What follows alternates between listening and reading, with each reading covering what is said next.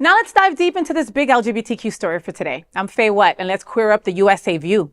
Shocking study by King's College London reveals bias against asexuals.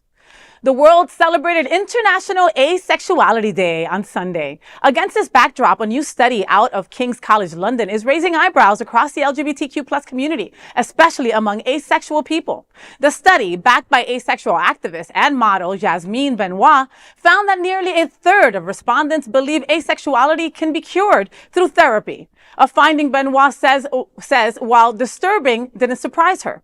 She told LGBTQ Nation, quote, "I know that people will just come out and say all kinds of things about asexuality. They have no gauge of what is a bad thing to say about asexual people or what is acephobic," end quote. The study used a double-list experiment to minimize bias in responses, an approach rarely seen in asexuality research. Results revealed not just misunderstanding, but active discrimination. 27% said asexuals just haven't met the right person, and 30% said legislation shouldn't protect them. Benoit, the first asexual grand marshal of the New York City Pride in 2023, added, quote, "We don't even have hate crime law protection," end quote. She believes this lack of understanding is rooted in poor societal education and a dismissive queer and mainstream media. Quote, "We're still stuck on asexuality 101, end quote. With rising right-wing sentiments across the globe, Benoit warns, quote, "Just because things start targeting one group doesn't mean they're not going to do the same things to other people. We see how the trans community gets weaponized. And now you're seeing that they're increasingly coming for the gay community as well. It's just going to keep going on and on. I guess it's that saying, there needs to be equality for everybody or there isn't equality for anybody," end quote.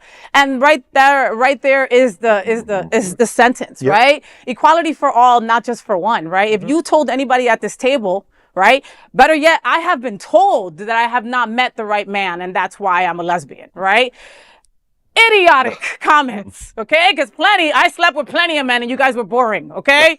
A sandwich and a blowjob and you left me alone, all right? That was the actual truth. So she's got every right. Like, okay, when we were LGBT back in the day, right? Then we started saying that we were LGBTQIA plus, right? We've got two-spirited individuals that are also part of our community. Add 15,000 other letters and I'm still going to say it because we've got to include everyone and that's just how it's going to be, right? So asexuality exists. You exist. You are important. You are part of our acronym and you should have the same protections as the rest of us do. And everybody's rights should be respected, you know, whatever your beliefs are. I mean, and that's it. Yeah, but plain and simple.